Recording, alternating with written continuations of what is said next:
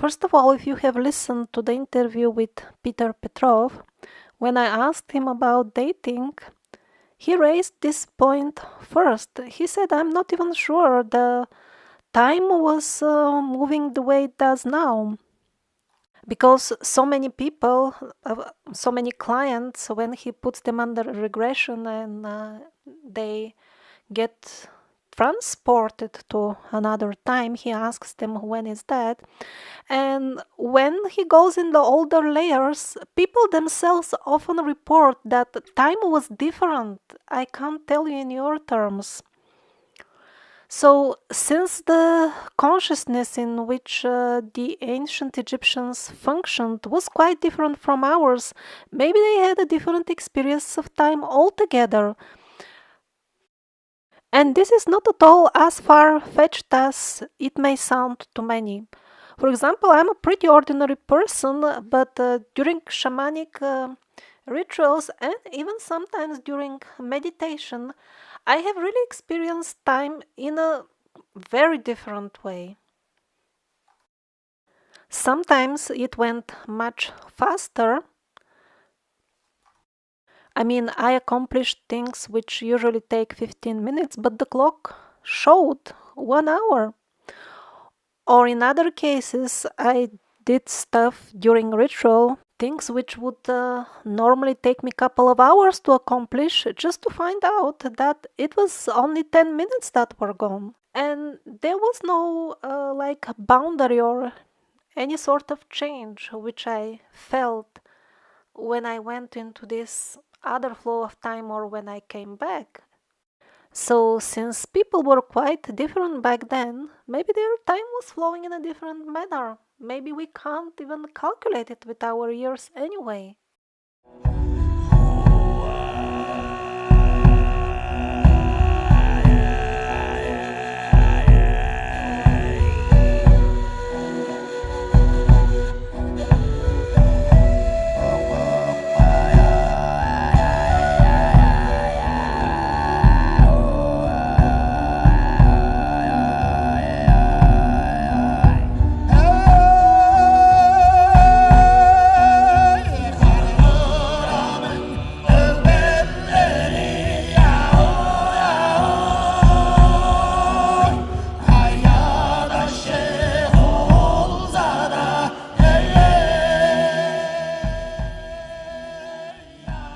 So, a couple of times I received the following questions from viewers of the New Earth channel. They said, why don't you ask the spirit of ayahuasca about the true history? Well, of course, why? Because she has shown no interest to communicate to me in a meaningful way such things. And I have tried to experiment with such things with really genuine shamans from the Amazon jungle. I mean, like coming from hereditary family of shamans and really people who can heal and not just brag. So few times I tried to experiment and only once I could really reach to the point of the actual experiment.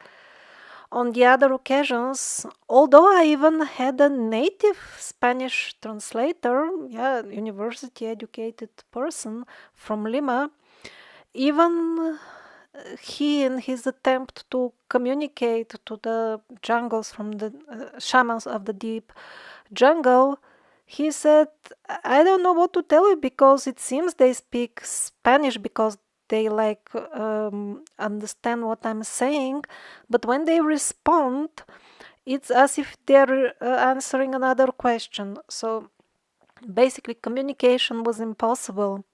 And other people also before me have tried to interview them or something like that. It has always been a total failure. So that's like impossible. Um Once I could really explain to one of them what are we doing, and I really asked him before we started. I asked him, "Do you see the spirit of ayahuasca when you are in ceremony?" He said, "Of course." And then I asked him, when did you see her last? When did you talk to her? He said, of course, the last ceremony, like as if it was self-evident. Okay, and then I said, you ask her this and this and this, and then you tell me what she replied. He said, okay, why not? Of course. But then when he was supposed to tell me the answers, it turned out that he didn't understand very well the questions because, for example, he doesn't understand what is a continent. Yeah, he comes from the jungle. He has some knowledge of what is the meaning of a country, but like continent and also the Shipibos, their idea of time spreads like around 3 to 5 days before and after the current moment. Before and after that is a gray zone for them. So I understood that the answers that I'm getting are not like one-to-one words coming from a different being, but they were coming from himself. And then we started a long discussion of who said what and why didn't you tell me the exact answer. And from this discussion, what I understood is that they also cannot, at least he could not really ask the spirit of ayahuasca in, let's say, Spanish or Shipibo and get a like clear answer which he could tell me word to word without interpreting. Just the concept of all this, we couldn't agree on what this scenario means even. But on the other hand, because I worked with him on healing myself and other people, we also helped other people. When he asks this spirit for healing powers, there is tangible effect. People got miraculously healed. So I do believe him that he can connect to spirits, and I discussed with him many times, do you speak with them in Spanish or Shipibo? And he every time has said yes. But yet we could never get it to the point of like transferring really information, even in Spanish. Now, why am I getting this question anyway on my channel is because being a so-called channeling person has become a very popular profession in the New Age spheres. And from the experiments I have done with this type of people, it seems the situation is like this. They have some sort of astral experience, which, by the way, constantly happens to all people, practically, like prophetic dreams. But let's say people who are stubbornly atheistic, they may even see a given event in a dream, and then it may happen to them in a week or in a year, and they will dismiss it as funny coincidence. So it happens to all people, but when it happens to some certain New Age people, they convince themselves that from today on their channels and everything they say is seen with a divine vision from, I don't know, some other galaxy or something like that. And in many cases I see that these are people who are not bad and they have no intention of deceiving others, but it happens anyway because they first deceive themselves and then they just say what they believe in. And all this is ultimately fueled again by the mass media, the movie industry, which have implanted in us this very cunning lie that spiritual people believe in nonsense, they are irrational, and whatever nonsense you think that you're spiritual then. Like, for example, in the famous show Friends, like, the lady who is inclined to spirituality, she's often portrayed as fool who can't really put two and two together. Like recently I spoke with somebody and as we were talking, he mentioned, "Wow, I'm shocked. I thought you're a spiritual person, but you're actually so deeply materialistic."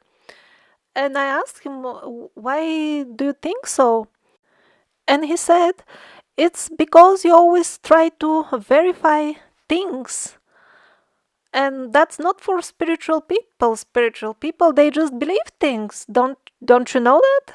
Person who believes things without any ground or discrimination is a moron, a total fool." So sadly, so many people put an equation mark between moron and spiritual person nowadays, while historically, the shamans with astral vision, they were the wisest. They were the keepers of the real knowledge about how reality works, which is exactly the opposite of what a moron is. So as we start to straighten our ideas of what is what and what is actually spirituality is not being a fool, it's about having advanced knowledge. And after we correct thousands of similar misunderstandings that we have, they come usually in groups, one nonsense confirming the other. After we clean all this garbage, then we will be capable of understanding how was life in ancient Egypt. And then Seti I will no longer hide his treasury from us. Because after Om Seti had a vision of the treasury compound, they started searching for it, and with some sort of devices for penetrating and making images, they, by the way, found a cavity or room which was exactly of the size and description as mentioned by Om Seti. But surprisingly enough for many people, and not at all surprisingly for me, always something happened and they could never actually get to that room.